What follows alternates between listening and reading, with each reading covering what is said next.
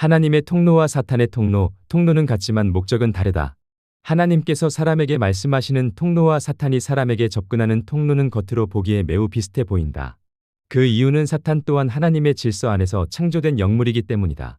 그래서 사탄은 하나님의 비슷한 구조를 모방하거나 흉내낼 수 있고, 오늘날 많은 이들이 신앙의 세계를 잘 알지 못하고 단편적으로 생각하기 때문에 종종 혼동에 빠져 하나님의 일을 사탄의 일로 오해하거나 사탄의 일을 하나님의 일로 착각하기도 한다. 예수님은 요한복음 10장 10절에서 도둑은 도둑질하고 죽이고 멸망시키려는 것뿐이요 내가 온 것은 양으로 생명을 얻게 하고 더 풍성히 얻게 하려는 것이라고 말씀하시며 사탄의 목적과 하나님의 목적을 분명하게 구분해 주셨다. 하나님은 항상 생명 회복 진리로 인도하시고 사탄은 언제나 파괴, 혼란, 죄, 불순종으로 이끈다. 이 분명한 목적의 차이가 우리가 동일한 통로를 통해 오는 두 음성을 분별하는 핵심 기준이다.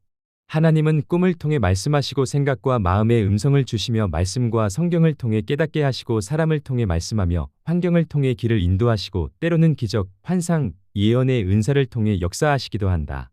사탄도 하나님의 동일한 구조를 모방해 꿈으로 공격하고 생각 속에 거짓을 넣고 사람을 사용해 상처와 혼란을 주며 왜곡된 환경을 조성하고 거짓 기적, 거짓 예언, 거짓 은사로 사람을 미혹한다. 그래서 사탄은 무의식적 꿈, 생각, 이미지, 영상, 노래, 대화, 음악, 말 등 생각을 일으키는 모든 통로에 영향을 미칠 수 있다. 모든 통로는 양방향성이 있기 때문에 성경이 분별을 강조하는 것이다. 사탄의 음성은 언제나 하나님 말씀을 대적하고 하나님 말씀을 부정하고 변질시키며 불순종하게 만들고 죄를 합리화하고 불안, 분노, 정죄, 자기파괴적 충동을 일으킨다. 이러한 모든 생각의 열매가 사탄의 음성이다. 반대로 성령의 음성은 반드시 말씀과 일치하고 평안, 순종, 거룩, 회복, 진실함으로 인도한다. 예수님도 광야에서 사탄에게 기록되었을 대로 분별하셨듯이 성경을 깊이 묵상하고 꾸준히 읽는 자만이 영적 분별력을 갖는다. 성경은 로고스이며 묵상 중 마음에 와닿는 말씀이 레마가 되지만 그 레마조차 성경의 테두리를 절대 벗어나지 않는다.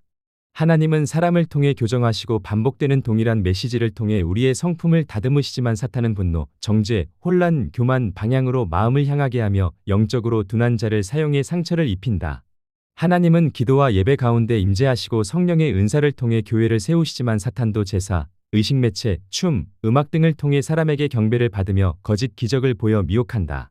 사탄에 속한 구약의 애굽 마술사들도 하나님과 비슷해 보이는 능력을 나타낼 수 있지만 그 열매는 항상 혼란과 죽음으로 끝난다. 사탄은 성령의 은사를 모방하고 자신의 거짓된 능력으로 사람을 미혹한다. 그래서 성도는 생각 속에 들어오는 모든 영적 메시지의 출처를 반드시 확인해야 한다. 왜냐하면 모든 통로에는 양방향성이 있기 때문이다. 곧 하나님의 통로와 사탄의 통로가 있다. 그 출처를 분별하는 법은 그 생각이 하나님 말씀과 일치하는가, 생명과 평안을 주는가, 죄를 멀리하게 하는가, 성경의 열매를 맺게 하는가 등의 기준을 가지고 출처를 분별할 수 있다. 어떤 사람의 말이든 어떤 콘텐츠든 그것이 성경을 변질시키고 부정하고 약화시키는 순간 그것은 하나님의 통로가 아니라 사탄의 통로가 되는 것이다. 예수님께서도 너희가 하나님을 섬긴다고 생각하면서도 나를 죽이려 할 것이다 라고 하신 것처럼 열심은 있어 보여도 분별 없는 자는 하나님의 일을 한다고 하면서 귀신의 일을 하는 경우가 있다.